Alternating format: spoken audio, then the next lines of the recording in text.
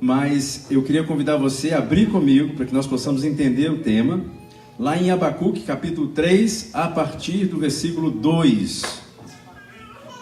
Livro do profeta Abacuque, capítulo 3, a partir do versículo 2. Os irmãos acharam? Abacuque está aí, de um lado ou do outro, entre Gênesis, Apocalipse, você vai achar. Quem não conseguir achar, pode olhar ali na tela que está ali.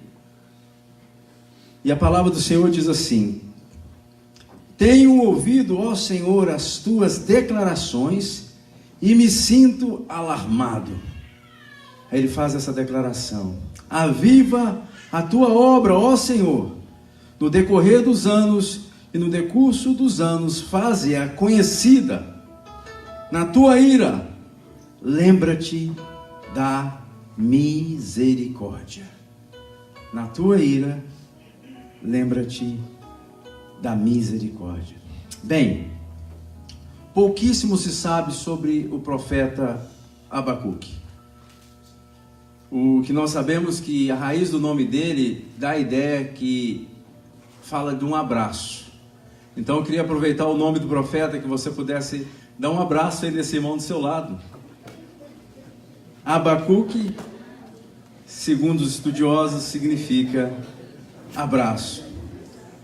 Pouquíssimo se sabe, mas sabe-se que ele profetizou pouco antes da queda de Jerusalém, no ano de 586, mais ou menos antes de Cristo.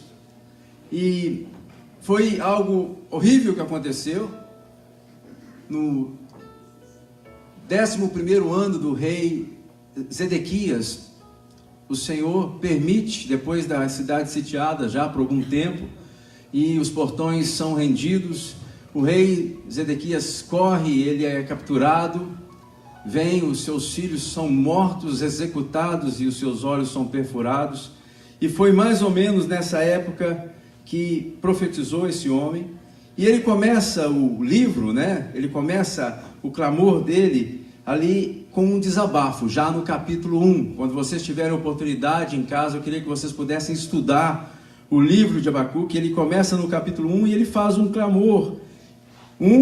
Ele começa e diz assim: gritar-te-ei violência e não salvarás? Porque mostra a iniquidade, me fazes ver a opressão, pois destruição e a violência estão diante de mim. Há contendas e o litígio se suscita. Por esta causa a lei se afrouxa e a justiça nunca se manifesta, porque o perverso cerca o justo e a justiça é torcida. É o clamor, é o pedido, é a oração desse homem para com Deus. É assim que começa o livro. E a resposta do Senhor vem logo no capítulo 2. E a resposta do Senhor é uma resposta pesada. O Senhor falou assim: juízo vai ter que vir sobre essa terra, sobre esse povo. E o Senhor começa a falar o que vai acontecer. E aí, o capítulo 3 foi o que nós ouvimos, quando o profeta recebe essa palavra. Aí ele vem e faz essa expressão: me sinto alarmado, eu me sinto assustado com essas declarações, Senhor. E ele faz a segunda oração, foi a que nós acabamos de ler. Nessa oração ele pede 3 coisas. Primeira coisa que ele pede, diante daquele caos, diante daquela condição, bem parecido com os nossos dias, porque ele diz que a violência, contenda, litígio, o justo, ele é oprimido, a justiça é torcida, é manipulada. Dentro desse contexto ele fala assim: eu estou assustado com tudo isso, mas agora eu estou mais assustado com a resposta do Senhor. E agora ele faz a segunda oração, e ele faz a oração dele, ele pede 3 coisas nesse verso que nós lemos. Primeira coisa, ele fala assim: aviva a tua obra. Segunda coisa que ele pede, ele fala assim: no decorrer dos anos, Senhor, faz conhecida a sua obra. E a terceira coisa que ele pede, ele fala assim: na tua ira, no juízo que há de vir sobre esse povo, sobre essa nação, lembra-te da misericórdia. Sábio, o profeta. sabe, ou pedir ao Senhor e falar diante de num cenário tão complicado. Parece que nós estamos lendo os jornais dos nossos dias, quando a gente vê violência e todo tipo de coisas que são desagradáveis ao Senhor. A igreja sabe que nós estamos já algumas semanas estudando e meditando sobre ventos perigosos, que é baseado lá no Sermão da Montanha. Já no final do sermão, o Senhor traz uma palavra e diz assim, depois que ele prega e fala tantas coisas maravilhosas, ele fala assim: todo aquele que ouve essas minhas palavras e não a pratica, ele será comparado ao homem, aquele que pratica, ele será comparado ao homem prudente. Aí ele fala assim, porque caiu a chuva, transbordaram os rios, e o vento ele deu com ímpeto sobre aquela casa, que não desabou, que não caiu, porque foi construída pela rocha. E ele faz um paralelo e fala assim: mas todo homem que ouve a minha palavra e não a pratica, ele será comparado a um homem imprudente que edifica sua casa sobre areia. E a mesma coisa acontece com esse. Cai as chuvas, transbordam os rios, e o vento dá com ímpeto contra aquela casa, que vem e cai. E ele vem e fala assim: grande é a sua ruína.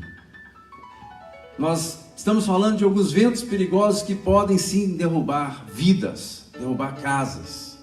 Primeira semana nós falamos sobre o sono espiritual. Segunda semana nós falamos sobre a obediência parcial. Terceira semana nós falamos sobre o vento da incredulidade que tem derrubado muitos. Semana passada nós falamos sobre o vento do medo que tem paralisado tantas pessoas. Nessa semana nós queremos falar, e já estamos falando, porque a pastora ministrou, a pastora Juliana, sobre a apatia, sobre o vento da apatia. O que vem a ser?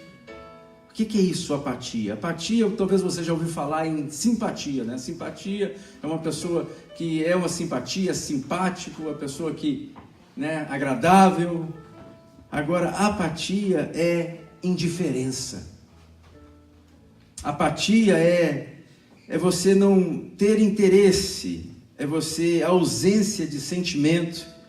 Apatia é um estado de desprezo. Isso aí que é apatia. Apatia é ausência, quando você não tem força, quando nós falamos, não tem sangue no olho, quando já não tem mais motivação, quando já não tem mais força.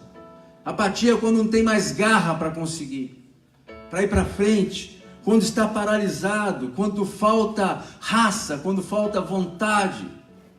Isso aí que é apatia. Quando falta motivação. Isso é apatia. Apatia é um estado de paralisia.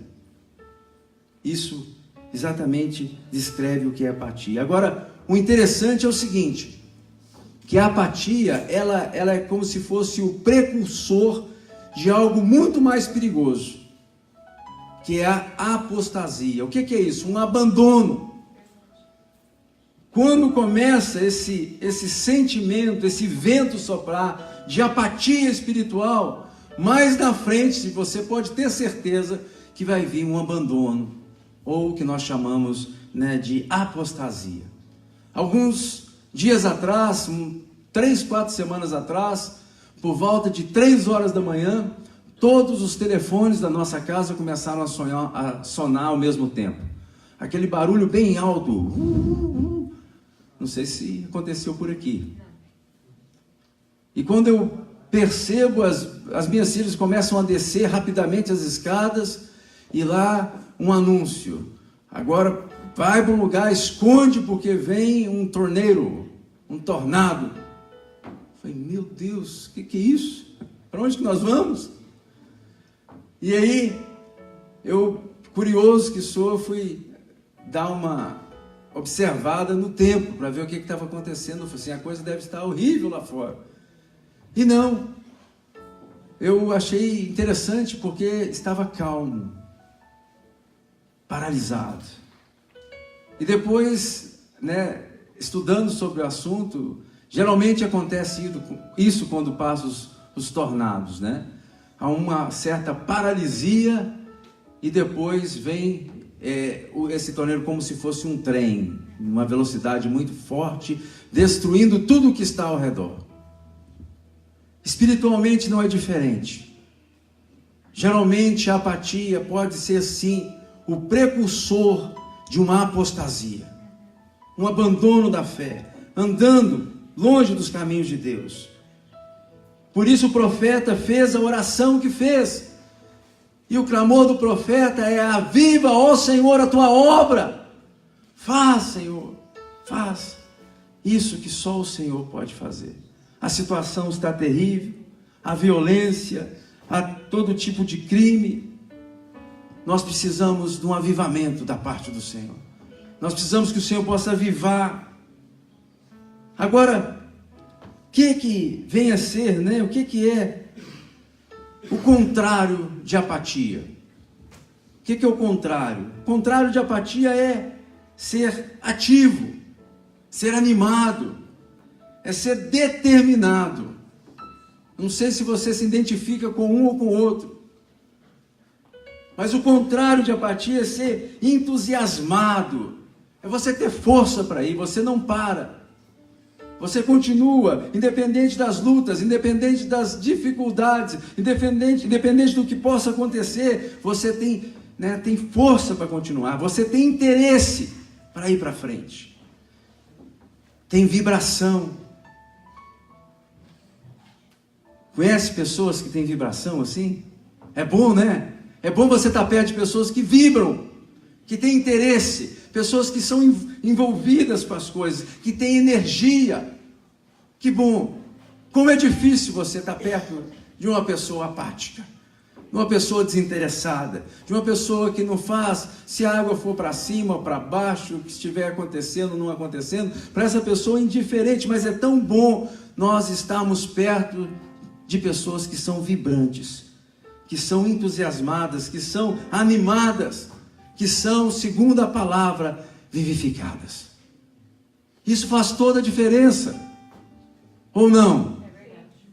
Que bom a gente conviver com esse tipo de pessoa. Agora eu quero te dizer algo, irmãos, amado e amada. O Senhor Ele quer te avivar. Ele quer te pegar, o Senhor quer te pegar para que você não seja de forma alguma apático a respeito das coisas que estão acontecendo ao teu redor. Nós não podemos ser apáticos ao que está acontecendo na nossa casa, nós não podemos ser apáticos ao que está acontecendo nesse país, nós não podemos ser apáticos com as coisas que estão acontecendo na nossa nação, nós não podemos e nós não devemos ser apáticos com o que está acontecendo no nosso trabalho, pelo contrário, nós devemos ser envolvidos, nós devemos ser animados, nós devemos ser vivificados em tudo que nós fazemos.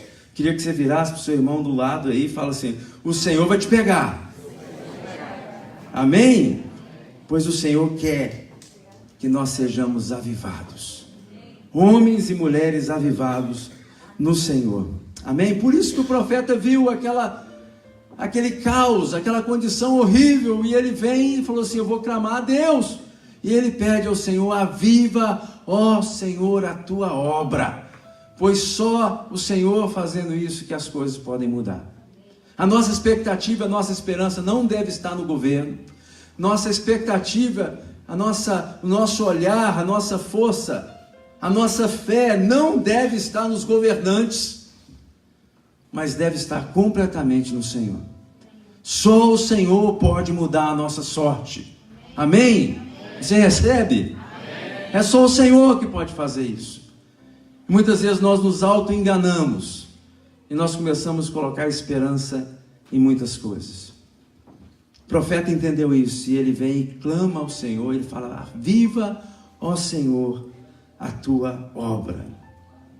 Pergunta que nós temos, para responder nessa noite é: como vamos vencer a apatia?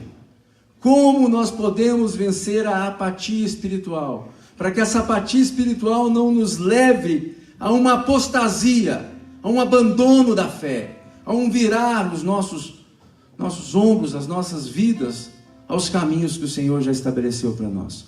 Como que nós vamos fazer? Como que nós vamos lidar com isso? Porque todos nós estamos sujeitos sim, esse vento da apatia, ele pode soprar sobre a sua vida. Em nome de Jesus, ele não vai te soprar.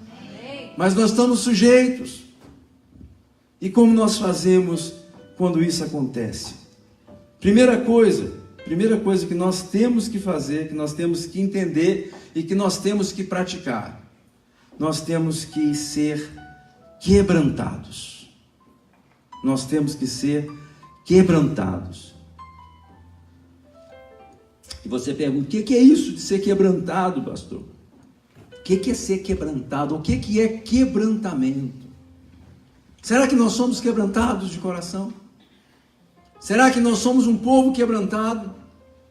Será que nós somos um povo que, de fato, podemos falar, nós somos sim, contrito e quebrantado de coração?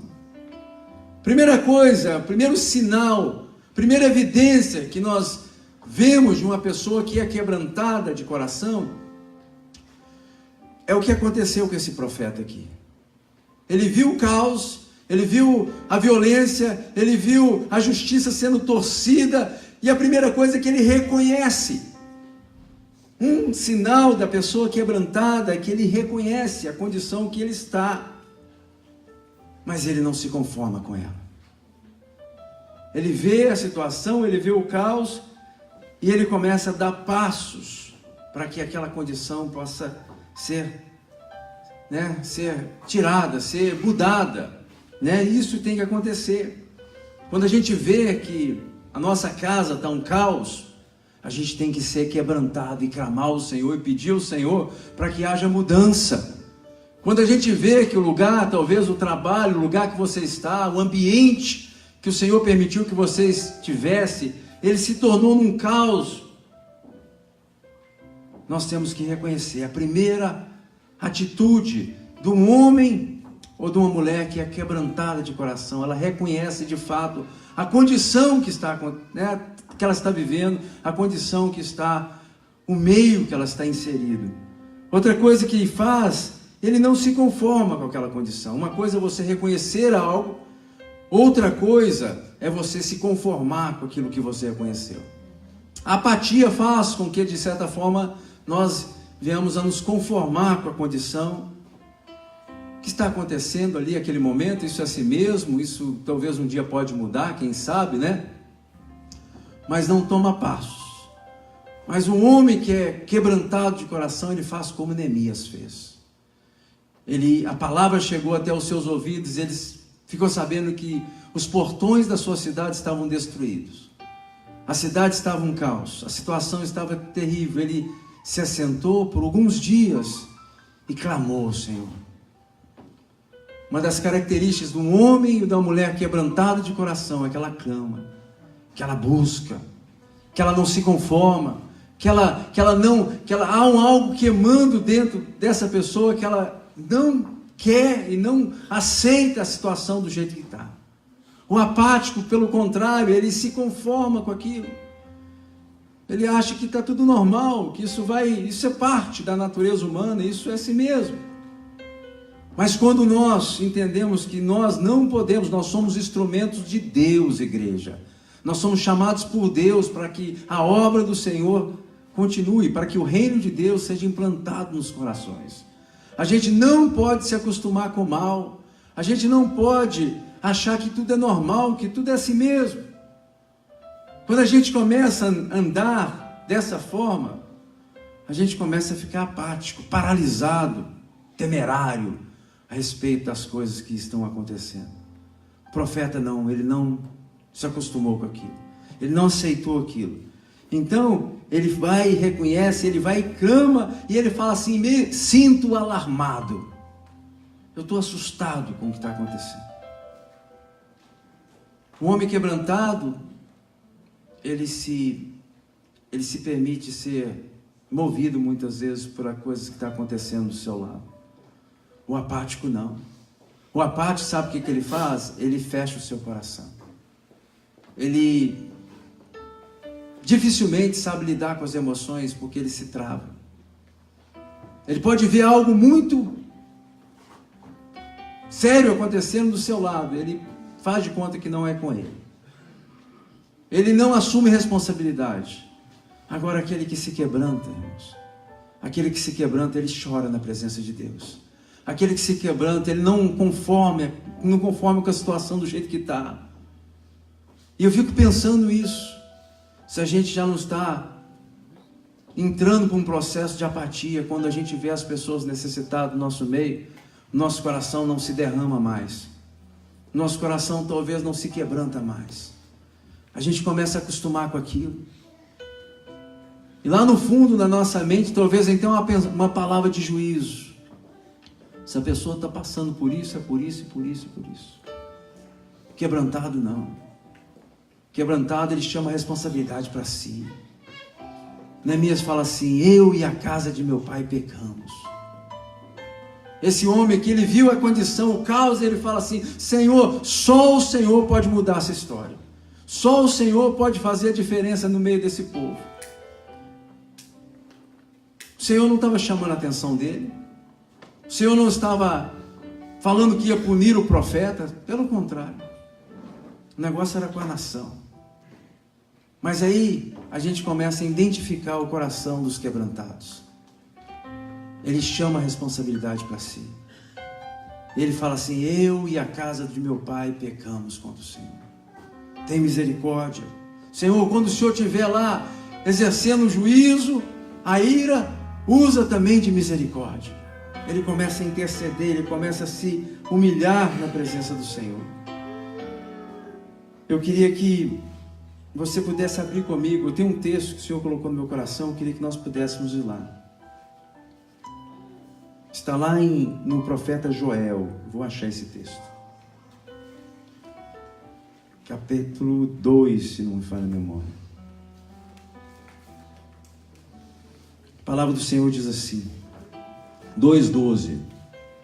Ainda assim, agora mesmo, diz o Senhor, convertei-vos a mim de todo o vosso coração, isso com jejum, com choro e com pranto. Rasgai os vossos corações e não a vossa veste. Convertei-vos ao Senhor nosso Deus, porque Ele é misericordioso, compassivo, tardio em irar-se, grande em benignidade e se arrepende do mal. Voltai-vos ao Senhor. Aqui fala como que nós devemos nos quebrantar na presença do Senhor, como nós devemos buscar o Senhor, como nós devemos nos aproximar do Senhor, com choro, com pranto, com humilhação. E o quebrantado, ele faz justamente isso. Queria te perguntar, qual foi a última vez que você se derramou na presença do Senhor? Qual foi a última vez que você talvez chorou na presença do Senhor? Qual foi a última vez que você viu uma necessidade que não fosse a sua? Porque muitas vezes nós temos facilidade de chorar pelas nossas necessidades, mas nós temos dificuldade de chorar pela necessidade do nosso próximo. O coração do quebrantado faz isso.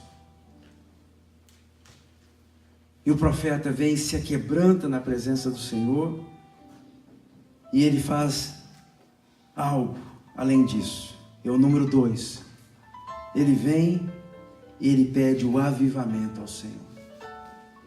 Ele fala: a situação está feia, a situação está caótica, a situação não, dessa forma, não vai dar em nada, absolutamente nada. Mas Senhor, aviva a tua obra. Faz a diferença no nosso meio. Se nós permitirmos que a apatia tome conta do nosso coração, a gente nunca vai chorar, nunca vai clamar, a gente nunca vai buscar o verdadeiro avivamento que pode mudar uma história. E só um avivamento pode mudar uma história. Quando começa esse processo de apatia, esse processo de endurecimento, esse processo você fica indiferente às coisas de Deus, é sinal que nós precisamos de um avivamento da parte do Senhor. Um avivamento. Só quando nós falamos de avivamento e a gente comete esse erro, a gente pensa em algo grande, algo talvez no sentido de uma nação receber o avivamento da parte do Senhor, ou como os teólogos falam, o reavivamento, ou uma igreja possa provar do avivamento. Mas ele pode ser coletivo? Pode, mas ele pode ser também individual. Eu posso ser renovado. Na verdade, eu devo ser renovado. Eu devo ser avivado. Avivar é o quê? Fala de quê? De vida, gente. Quando algo está no caos, quando algo está morto, quando algo está indiferente, quando algo está sem sentido, sem força, sem motivação, sem desejo, nós precisamos do avivar da parte do Senhor. Nós precisamos que o sopro de Deus venha sobre nós e aviva a obra nos nossos corações. É para a igreja? É para a igreja. Mas a história dos grandes avivamentos, ela não começou na multidão. Ela começou em corações quebrantados, que entenderam que a situação estava caótica, que algo sobrenatural da parte de Deus deveria acontecer, e essas pessoas se atreveram a buscar a Deus. Essas pessoas se dobraram na presença de Deus, e a presença do Senhor veio sobre elas. E quando isso acontece, nós chamamos de avivamento. O avivamento é poderoso para fazer coisas que nós não vamos conseguir em uma geração. Às vezes coisas que nós estamos lutando e trabalhando e nos esforçando e dedicando e fazendo muitas coisas, o Senhor Deus, em 5 minutos Ele pode trazer o avivamento e fazer coisas que nós não conseguiríamos fazer em 50 anos. Por quê? É porque é Deus avivando, é Deus movendo, é Deus tocando, é Deus fazendo. Amém. Isso faz toda a diferença. Quando o Senhor vem e fala com os seus apóstolos, seus discípulos ali, para que pudesse ficar em Jerusalém, lá em Atos capítulo 1, versículo 8, diz assim: mas recebereis poder ao descer sobre vós o Espírito Santo, e sereis minhas testemunhas, tanto em Jerusalém, como na Judéia, como Samaria, até os confins da terra. E tem 2 palavras que chamam a atenção aqui. A primeira é recebereis poder. O que é poder?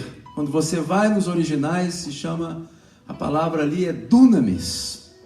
Dunamis. A mesma palavra que nós usamos para que possa escrever em português dinamite. Não é isso? Dunamis. Então vocês vão receber dunamis para que vocês possam ser minhas testemunhas. A palavra testemunha no original é mártires. Ou seja, para que vocês possam ser testemunhas, para que vocês possam ir primeiramente a Jerusalém, Judéia, Samaria, até os confins da terra. Nós precisamos ser avivados. Eu preciso ser avivado. Nós precisamos ser avivados. A Betel precisa ser avivado. Nós não podemos alcançar aquilo que nós temos que alcançar. Nós não podemos conquistar esse bairro. Nós não podemos falar do poder de Deus e da graça de Deus sem primeiro nós temos uma experiência pessoal com o Senhor. Eu preciso ir primeiro. Você precisa assumir a responsabilidade, como esse profeta assumiu, e ele pede o avivamento. Ele fala: aviva a sua obra, e com certeza ele era parte dela. Nós precisamos do dunamis, nós precisamos dessa coragem, nós precisamos dessa força, nós precisamos desse poder, para que nós possamos ir além das nossas habilidades, daquilo que nós podemos fazer. Precisamos do agir sobrenatural de Deus sobre as nossas vidas. Poder de Deus. Poder para quê, pastor? Poder para falar do Evangelho. Poder para andar sem ser ofendido por qualquer coisa. Amém. Precisa. Às vezes a nossa casca está muito fina, gente. Pouca coisa tem nos ofendido. Coisinhas mínimas tem feito nós pararmos. Aí vem essa apatia, essa coisa horrível, que não permite a pessoa nem andar para frente, nem andar para trás. Fica ali parado, paralisado, neutralizado. Precisamos do poder de Deus para sair desse lugar. Quando você tem um carro na toleira, o que você precisa? Você precisa de um empurrão, não é verdade? Se o toleiro é muito fundo, o que você precisa? De uma força motriz que vai arrancar aquele carro do atoleiro. E o Fusquinha está lá, aquela fumaçada, e aquele aí barro para tudo quanto é lado. Saindo para algum lugar? Não, paralisado no mesmo lugar. Então você tem que pegar um carro forte, né? um caminhão daqueles bem poderosos, ali pega e põe um cabo de aço e não faz muito esforço.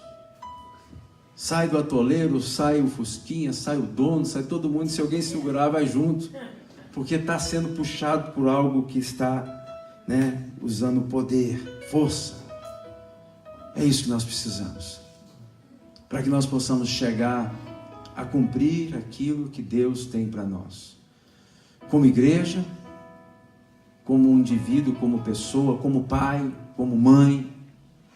Nós precisamos do poder de Deus. E o mais interessante, que eu acho que a gente não deve permitir que isso aconteça na nossa vida, é achar que tudo é normal, que é dessa forma mesmo, isso é dessa forma, as coisas que aconteciam no passado, hoje isso já não acontece mais. Isso são pensamentos de apatia, de conformismo, de achar que tudo é normal, é assim mesmo. Não! Nós precisamos do poder de Deus, nós cremos em Deus, nós sabemos que Ele é poderoso para fazer infinitamente mais. E quando nós cremos nisso, nós buscamos isso.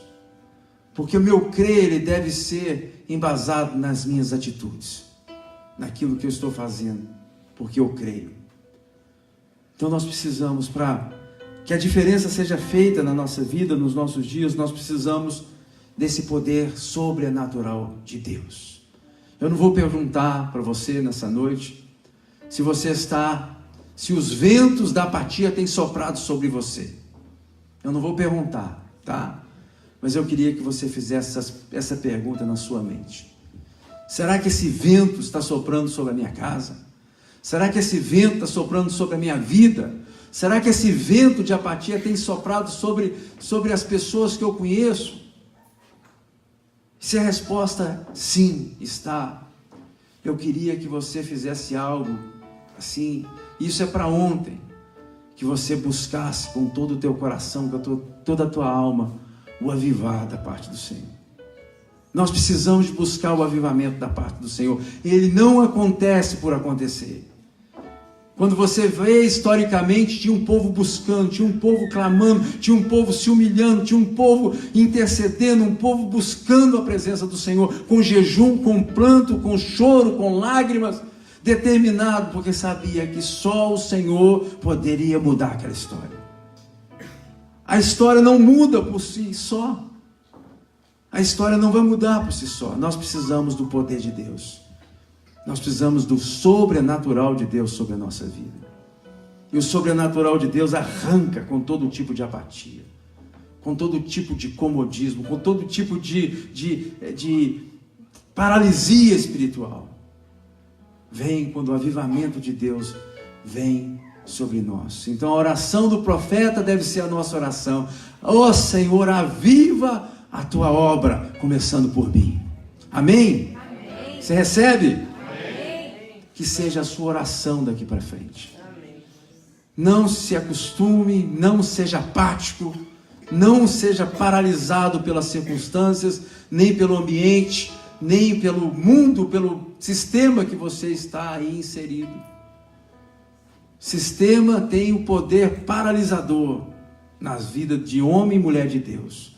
Homem e mulher de Deus com um chamado sobrenatural da parte do Senhor, porque se envolve tanto com o sistema, ele começa a sofrer dessa apatia que é maligna, que faz com que homens e mulheres de Deus fiquem paralisados e não cumpram aquilo que o Senhor tem para eles. Então a primeira coisa, nós devemos ser quebrantados, buscar a presença do Senhor. Primeira coisa, nós devemos reconhecer a condição que nós estamos. Nós não podemos enganar Deus, nós não podemos enganar ninguém, absolutamente ninguém. Nós não podemos e nós não devemos. Então vamos reconhecer a condição que nós estamos e vamos ser quebrantados. Vamos buscar a face do Senhor. Se tiver de chorar, vamos chorar. Se tiver de ajoelhar, vamos ajoelhar. Se tiver de rolar, vamos rolar. Vamos ser meio chapado aí na presença de Deus. A gente está muito formal muitas vezes. É verdade. Formalismo, aquele engessadão assim. Às vezes a gente tem que ser meio doido. Não é verdade? É verdade. Meio doido. meio doidão na presença de Deus. A gente não tem problema para ser doidão em outras coisas. Mas quando se trata das coisas de Deus, a gente é tão formal, tão racional, tão ponderado. Sim, os caras vêm. Não é verdade? E a segunda coisa é buscar o avivamento da parte do Senhor. Porque se o Senhor, se Ele nos tocar, acabou. Não tem diabo que resista. Nós vamos para cima com força. Mas nós precisamos de Deus. Nós não podemos fazer pela nossa força. Nós não vamos conseguir com a força do braço humano. Nós precisamos de Deus. Precisamos do sopro de Deus sobre nós. E para que isso aconteça, nós temos que fazer mais ou menos como o profeta. Nós devemos buscar e buscar e buscar e buscar com intensidade o Senhor. Nunca nos conformar. Nunca. Essa manhã nós estávamos aqui adorando a Deus e o Ministério de Louvor começou a tocar aquela música, esse fogo que queima em meu peito e que não me dá sossego. Não é isso que fala a música? Não me dá descanso. Tem um fogo encerrado em meu peito que não me dá descanso. Eu pensei assim, é isso aí que eu quero. Esse negócio aí que eu quero para a minha vida. Eu quero um fogo queimando no meu peito que não me dá descanso. Que eu não fique satisfeito, que eu não fique assim, apático. E o fogo, esse fogo é o fogo de Deus, gente. Amém. É o fogo que faz com que nós queiramos mais. É o fogo que não permite que a apatia venha tomar conta da nossa casa, nem da nossa família, nem do nosso coração. Mas esse fogo de Deus vem queimando e falando, tem mais de Deus para a sua vida, tem mais de Deus para a sua casa, tem mais de Deus para os seus dias. Isso aqui não é o final, isso é o começo do agir de Deus na sua vida. Isso vem quando o fogo de Deus, o avivar de Deus começa a queimar dentro do nosso coração. Essa é a minha oração para a sua vida. Que o fogo de Deus queime tanto dentro de você, mas tanto dentro de você, que você possa sair pulando de alegria e buscando a face do Senhor. Que todo o formalismo caia por terra.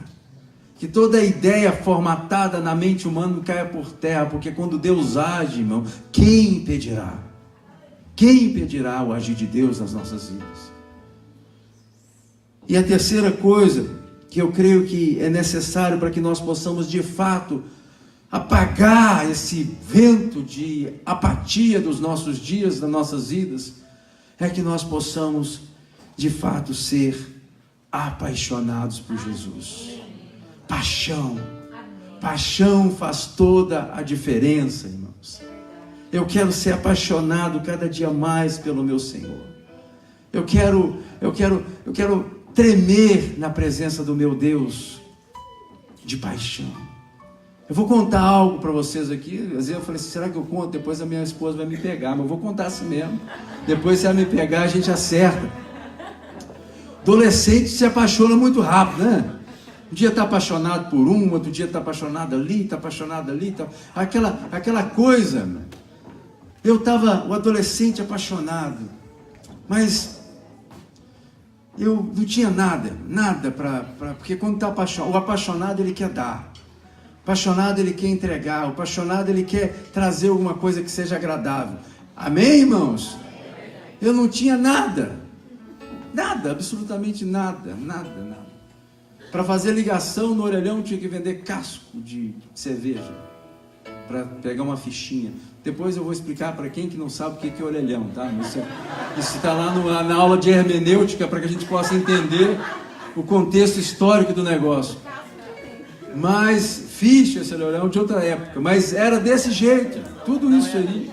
É uma linguagem estranha, mas a gente fazia, os mais antigos aí sabem o que eu estou falando, para pegar alguma coisa para ligar para aquela que estava, né, aquela que eu estava apaixonado naquela época. Aí chegava a época de entregar alguma coisa, né? Toda hora tinha que dar um presente, mas sem grana dar presente é complicado. Aí eu pensava, o que eu vou dar? Que presente que eu vou dar? Não tem nada. E os irmãos sabem que eu fui criado pela minha tia, que eu chamava de mãe de criação, né? E aí, essa minha tia, ela tinha uns negócios que chamavam uns panos de crochê. Dona Tina sabe o que é o pano de crochê aí. Aquilo tem um valor para as senhoras, que é uma coisa um absurdo. Nem deixa nem tocar, nem abrir. Podia nem abrir a gaveta, porque eu falei assim, o que será? Vai contaminar o crochê? Era algo assim.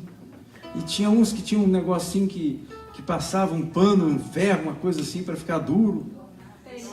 Engomava. Que negócio aí, meu? Eu falei, esse negócio aqui tem valor. Esse negócio aqui é bom. Acho que as mulheres gostam desse negócio. E eu fui, né? Toda hora que eu precisava dar um presente, eu ia lá naqueles panos, pegava o mais de baixo assim. Lá tinha muito, meu. E eu ia presenteando. Aí vai perguntar, ela sabia? Não sabia não. Sabia não, mas eu estava jogando outro time. É misericórdia. Mas que eu presenteava, eu presenteava. Custasse o que custasse, eu presenteava. Por quê? Porque eu estava apaixonado. Fui marcar um encontro uma vez, estava contando isso para minha esposa. O encontro tinha que ser no baile e precisava de terno. Mas eu também não tinha terno. Falei, como é que eu vou lá nesse baile? Preciso do terno. Aí eu tinha um avô de um amigo meu que usava terno. O nome dele era Carlos Muranga.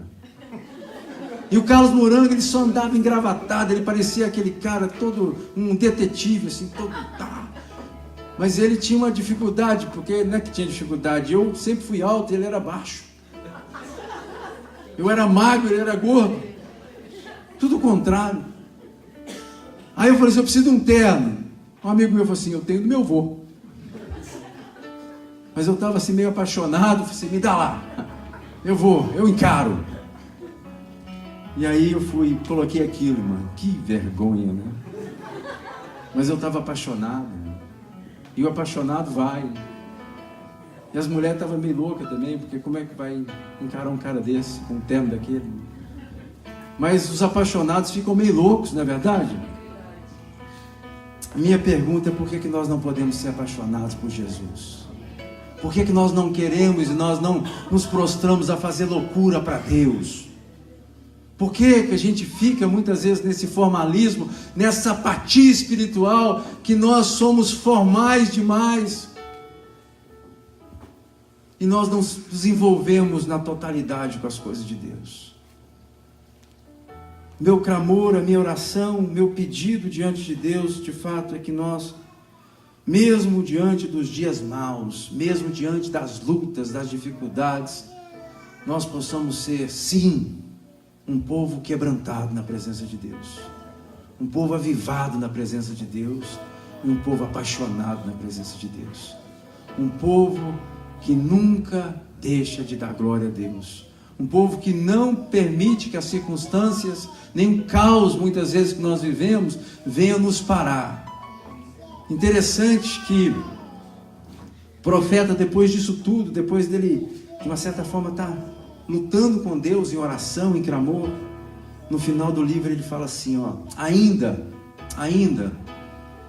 que a figueira não floresça, ainda que não haja fruto na vinde, que o produto da oliveira minta, e os campos não produzem os seus mantimentos, ainda assim, e as ovelhas sejam arrebatadas do aprisco,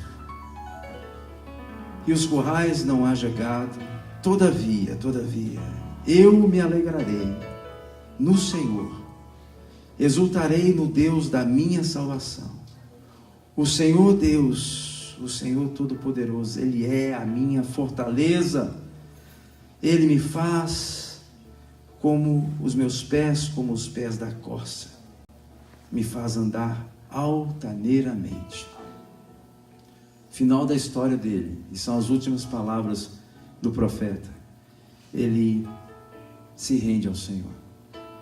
Em outras palavras aqui, claro que é uma linguagem poética, ele fala assim, ó, eu não quero nem saber Eu não quero saber o nível de dificuldade, eu não quero saber o nível de luta, eu não quero saber o que está acontecendo. Eu me alegrarei no Senhor, eu vou servir Ele incondicionalmente, eu vou amá-lo, eu exultarei, eu me alegrarei no Deus da minha salvação. E isso deve ser a nossa postura diante do Senhor. Quando nós temos essa postura, quando nós temos esse proceder, nenhum tipo de apatia vem sobre nós. Eu queria te convidar a ficar de pé nesse momento.